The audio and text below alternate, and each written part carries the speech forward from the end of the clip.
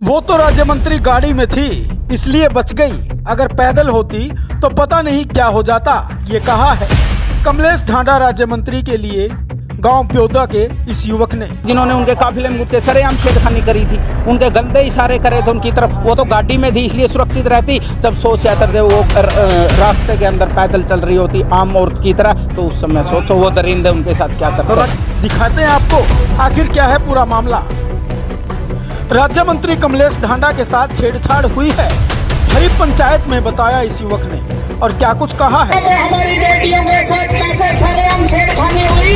वो आप लोगों के सामने है। और मुझे तो यहाँ पे आके एक बार 9 महीने पुराना वो दर्द भी याद आ गया, जब मेरी प्रतिनिधि जी के साथ भी उसी पेवा के अंदर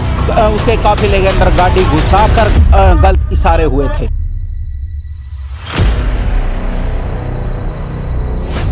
बता रही है कि हरियाणा प्रदेश तो हरियाणा प्रदेश नहीं रहा जहां देवी देवता वास करते थे।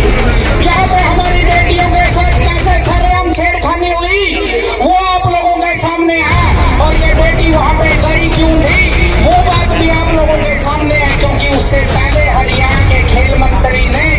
एक महिला कोच के साथ जो दुर्व्यवहार किया था, और वो बहन चीख चीख कर कह रही थी कि मेरे साथ गलत हुआ है, लेकिन हरियाणा सरकार का मुखिया ये मानने को तैयार नहीं था कि गलत हुआ है। लेकिन अब उसके बाद जब एक बहन विरोध करने के लिए गई कि मंत्री जी अब जो देश का पवित्र राष्ट्रीय ध्वज है उसको फहराने के लायक नहीं है, उसके साथ भी जो निंदनीय घटना हुई वो भी आपके साथ है, सब कुछ आपके साथ है। थोड़ी देर पहले हमारी एक ताई ने कहा था कि 2024 के अंदर हम इनको विदा कर देंगे, बात उनको विदा करने की नहीं है ताई जी। मैं तो आप लोगों को ये कह रहा हूँ इसकी सरकार में तो खुद इसकी महिला मंत्री सुरक्षित नहीं है। जो पहला एक पवित्र स्थान था, पूजनीय स्थान था, हर बार घटना उन स्थान पे होती है, और हम मेरे कहते हुए शर्म आती है कि मेरे प्रतिनिधित्व करने वाली हरियाणा की महिला मंत्री कमलेश ढांडा जी के साथ भी छेड़खानी उसी पेवा के अंदर हुई थी। और आज मैं आप सबसे बहन सोनिया दून के लिए और महिला कोच के साथ साथ मैं तो उस हरियाणा की मंत्री के लिए भी न्याय मांगने आया हूँ, और मुझे आप सबसे ये विश्वास है, आप पंडाल में बैठे हुए आपके माथे का पसीना इस बात का गवाह है कि आज यहाँ पे बैठ के आप इंसाफ करके उठेंगे। ऐसी मेरी आपसे आस्था थी। जय हिंद जय भारत। केसरराम भाई, आप भी महापंचायत में पहुंचे हो जी क्या कुछ मुद्दे को लेकर पहुंचे, क्या कहने पहुंचे हैं? देखो, आज हर जिस भी रास्ते से निकलते थे एक ही बोर्ड एक ही फ्लैक्स टंगा मिल रहा था, मैं बेटी मांगे इंसाफ। तो हमारे मन में भी जिज्ञासा हुई कि बात क्या चल रही है। पता तो सब कुछ था, क्यों एक महिला कोच के साथ ने आरोप लगा दिया खेल मंत्री के ऊपर मेरे साथ गलत हुआ है। उसी जब वो मंत्री सरकार उसका बचाव करते हुए सब कुछ कर रही थी, लेकिन उसके बाद भी उस बेटी को न्याय मिलने की उम्मीद नहीं थी। और वहीं से हमारे हरियाणा की दूसरी बेटी निकलती है जो एक दूसरी बहन के काम आने के लिए और मंत्री जी का विरोध करने के लिए जहाँ पे वो तिरंगा फहरा रहे थे वहीं पे पहुँच जाती है, और वहाँ पे उस लड़की के साथ सरेआम जो कुछ हुआ निंदनीय घटना थी। और उसी के संदर्भ में आज पंचायत रखी हुई थी, उसी के संदर्भ में एक बेटी इंसाफ मांग रही थी, हम भी बहन बेटियों वाले हैं, उसी को इंसाफ के माध्यम से। क्या लगता है कि हरियाणा में बेटियां सुरक्षित नहीं है?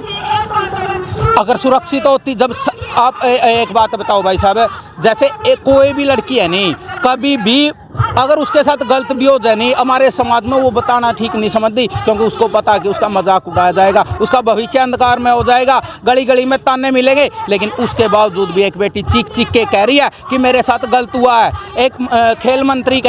ने मेरे साथ गलत किया है, गलत करने का प्रयास किया है, लेकिन सरकार अंधी बहरी सरकार उसकी तरफ ध्यान नहीं दे रही। उसके बावजूद जो दूसरी बेटी विरोध करने गई थी, लोकतंत्र के अंदर विरोध जायज होता है, कोई बुराई बात नहीं है। उसको नहीं न्याय मिल, उसके साथ जो वहाँ पे निंदनीय घटना घटी, उसी के न्याय मार्फत जो आज पंचायत हुई हम भी उसमें आए, और यहीं पे, और मुझे तो यहाँ पे आके एक बार 9 महीने पुराना वो दर्द भी याद आ गया, जब मेरी प्रतिनिधि जी के साथ भी उसी पेवा के अंदर उसके काफिले के अंदर गाड़ी घुसाकर गलत इशारे हुए थे। यानी यहाँ पर तो सोनिया दून किसी की बेटी और किसी की बहन बन के इंसाफ मांग रही है, उनको बहन कहलवाना भी पसंद नहीं है, वो किस तरह से इंसाफ मांगेंगी? नहीं, वो उनको पसंद नहीं है, वो हम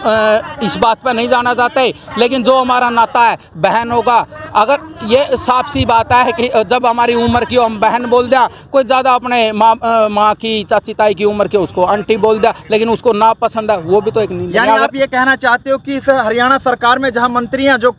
महिला मंत्री हैं, वो सुरक्षित नहीं है, तो बेटियां कहां से होंगी? जिनके ऊपर जिम्मेवारी आज महिलाओं के विकास की, बच्चों के विकास की, उनके सामने सरेआम, मैं तो आपको मैंने आप पे व्हाट्सएप पे भेज भी दिया है, 9 महीने पहले की बात है, कोई चंडीगढ़ नंबर की गाड़ी थी जिन्होंने उनके काफिले में घुस के सरेआम छेड़खानी करी थी, उनके गंदे इशारे करे थे उनकी तरफ। वो तो गाड़ी में थी इसलिए सुरक्षित रहती, जब 100-76 से वो रास्ते के अंदर पैदल चल रही होती आम औरत की तरह, तो उस समय सोचो वो दरिंदे उनके साथ क्या करते। तो लगता है कि इस बेटी को इंसाफ मिल पाएगा? महिला कोच जो इस पीड़ित है, और जो बेटी जो सोनिया धोन है, उनको इंसाफ मिल पाएगा जब मंत्री के काफिले में इस तरह की हरकतें हो जाती हैं? देखो, जब तक मंत्री